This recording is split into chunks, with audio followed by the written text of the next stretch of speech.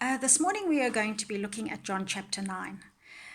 There are a few points in this chapter that stood out to me. So let's look at firstly the first part of the chapter, where in verse 1 we see that Jesus is walking along with his disciples and they pass by a blind man. They obviously must have stopped because they were asking Jesus questions like, why is this man blind? Is he a sinner? Were his parents sinners? And Jesus said, no.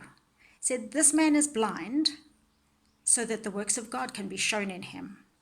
And he said, in verse 5, Jesus said to his disciples, while I am in the world, I am the light of the world.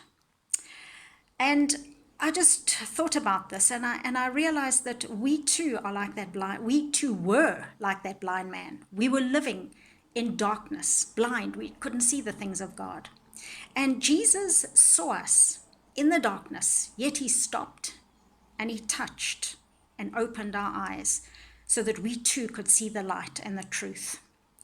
And isn't it wonderful that Jesus stops and sees and opens our eyes? Then we go on and we see that the community that he lived in, they were astounded. They said, how can this man who was blind from birth see?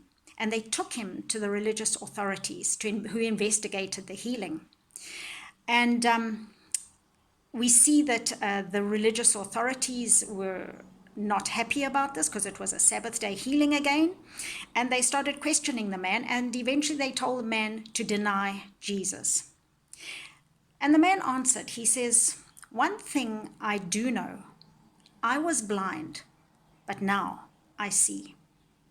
And then later on, after he was chucked out of the temple by the Pharisees and the religious leaders, Jesus heard that they had thrown him out. And when he found him, he said, do you believe in the Son of Man? The man asked, who is he, sir? Tell me so that I can believe in him. Jesus said, you have seen him. In fact, he is the one speaking to you. The man then said, Lord, I believe. And he worshipped him. What I got out of this section of this chapter was, don't let the world and the circumstances keep you from worshipping and believing in the Lord Jesus Christ. He is the one who is still speaking to you. He is the only light in this dark world, and his light will show you the way. God bless you guys. Keep on in Jesus. Keep on in the Word. Bye.